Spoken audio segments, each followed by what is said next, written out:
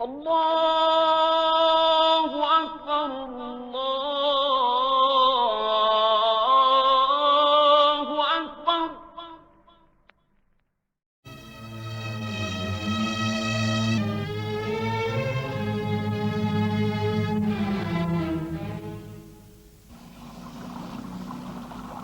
time immemorial, the Nile has flown in peace, giving life, beauty and color to the surrounding landscape. An Egyptian sailor climbs the mast, working hard and patiently on a day in the holy month of Ramadan. Nile sailors have always been known for the patience and craftsmanship on this great river that flows northward to the Mediterranean, bringing fertility to the land in Upper and Lower Egypt.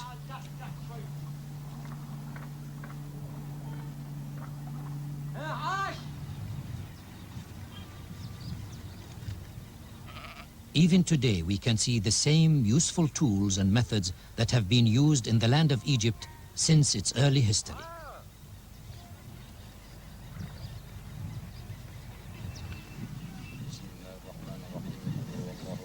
A peasant farmer stands in his field, praying for his God on the day of fasting, together with his neighbor. For Islam has indeed united and equaled men of the faith. Since the Muslim conquest of Egypt in the 19th year of Hijrah, 640 AD, during the time of the Caliph Umar ibn al-Khattab, Islam has become and has remained the faith of the land, part and parcel of the larger Islamic region and line of defense and protection for Syria and the south of Palestine.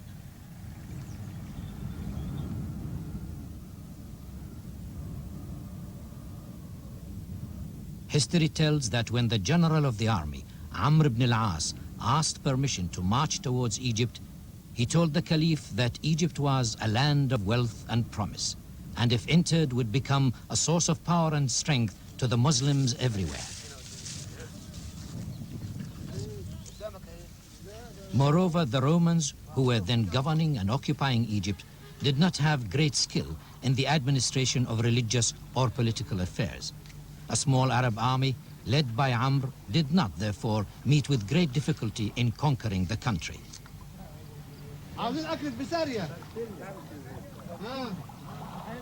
Sunset, and every day at this hour, the same scene is repeated along the banks of the Nile, as the picturesque sailboats return home after a hard day's work by its sailors for a good meal with their families, breaking their fast.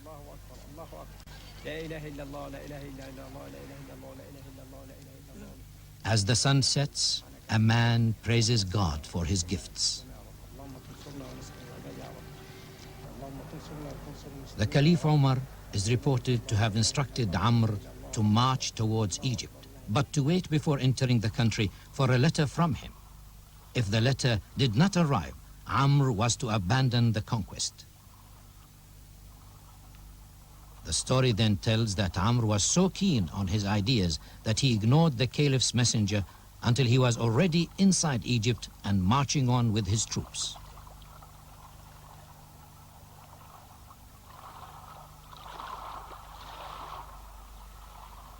The time of prayers approaches, and all are present.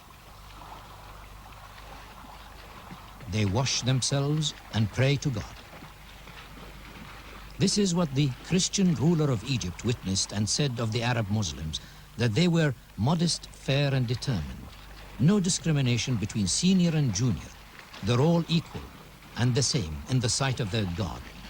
You can't distinguish between commander and commanded.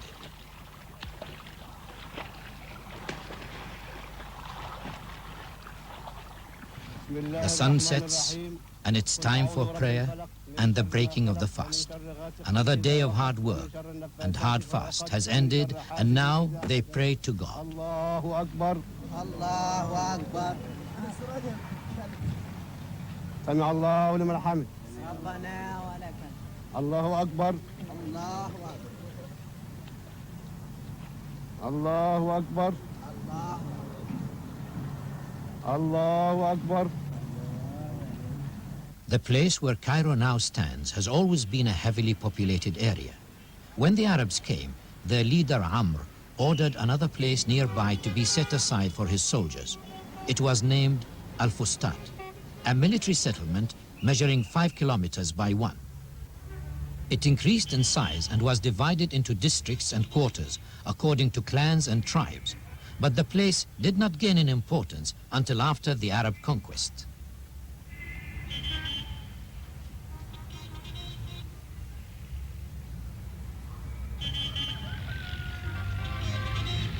Cairo itself was built in the year 359 Hijrah, 969 AD, a city more than 1,000 years old.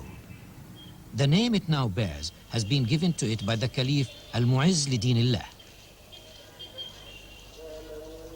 Cairo has hundreds of mosques portraying different Islamic periods and the architectural style of each period.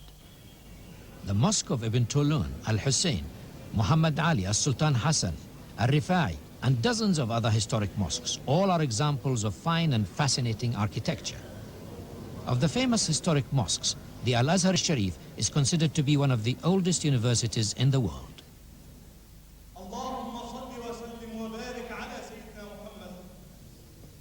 On a Friday of this holy month of Ramadan, Muslims gather here to listen to the speech and to join in prayer.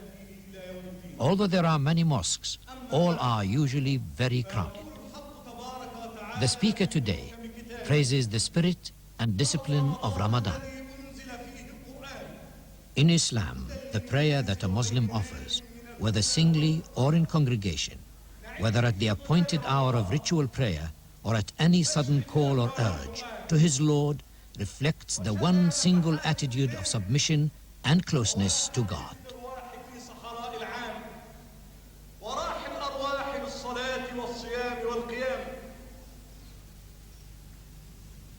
The Muhammad Ali Mosque is one of the most beautiful examples of Islamic architecture, of fine design and artistic patterns.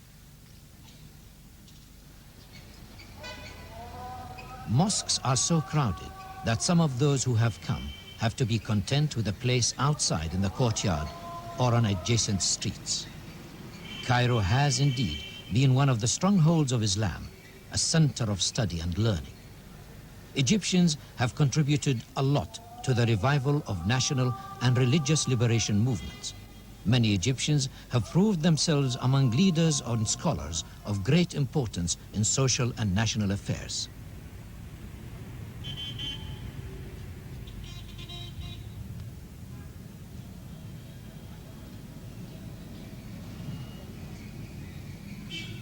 Throughout history, the Egyptian people have experienced many foreign conquests and occupations and have waged lasting resistance on behalf of Islamic and Arabic unity.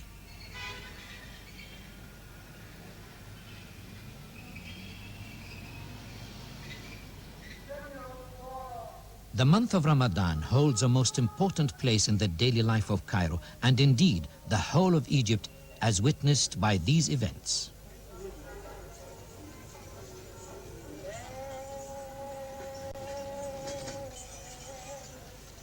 The Ramadan lamps are a fascinating feature of the special festivities of the happy occasion.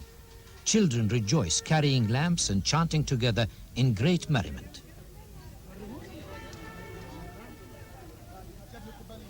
When the hour for breaking the fast arrives, a nice soft drink is everyone's first wish to quench the thirst of the day. Many special sweets and desserts are prepared during the month. Flakes and oats constitute the popular sweets for the occasion.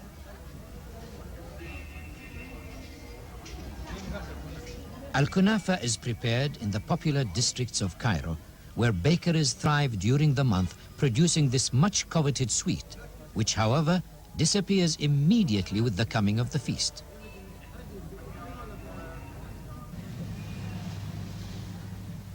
To cope with the enormous demand, modern cooking equipment is used. Threads of pates are sweetened in sugar or syrup and then roasted gently in special ovens.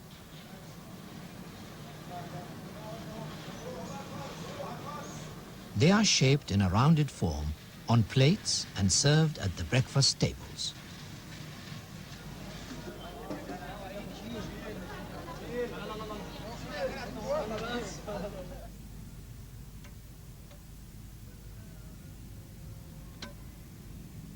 Minutes before sunset, the guns stand ready for firing to announce the end of the day's fasting.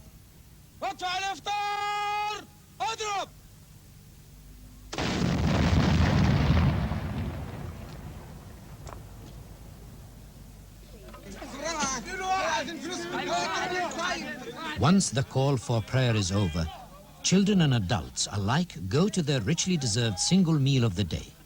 Tables brim with dishes and genuine, lovingly prepared recipes, a good reward for an act of faith. The mudammas, the main dish, is surrounded by other dishes of meat and rice. Soups are, of course, prominent on the breakfast table. The evenings in Cairo are usually warm, and it is sometimes rightly said that Cairo forgets sleep on evenings of Ramadan.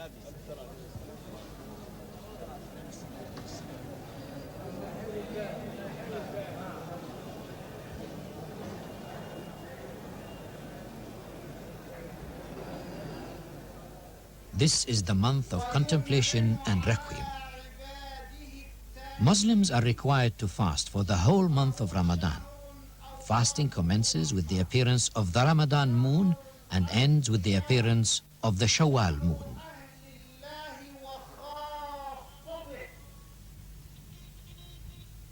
During the night, Cairo mosques remain lit in celebration of the holy month of Ramadan, and minarets are seen glittering from afar.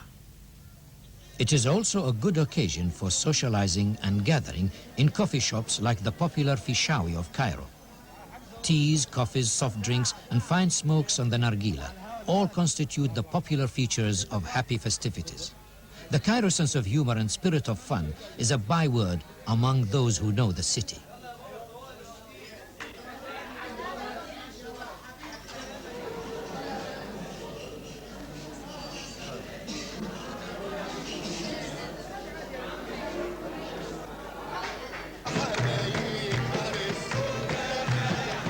Singing and playing music are equally very prominent in the nightlife of Cairo, especially during Ramadan.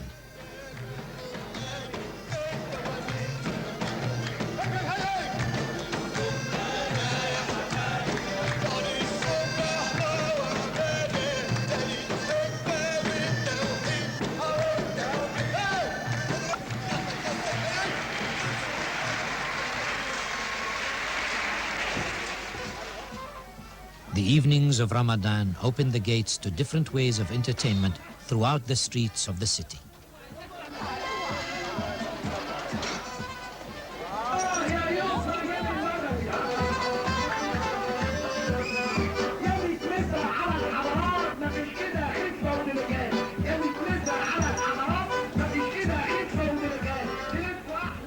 Music, singing, and games. Cairo doesn't like to sleep during Ramadan, and it remains awake and active in a mood of merriment and joviality.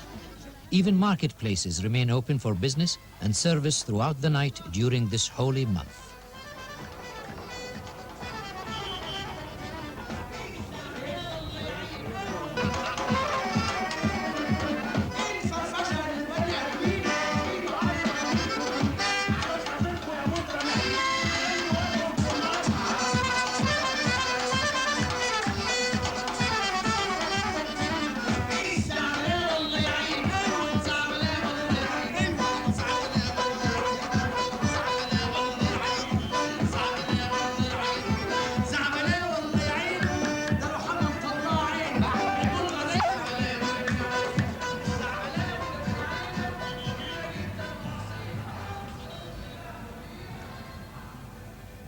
Cairo, the capital of Egypt, is doubtless a great city, rich in history, culture, and civilization.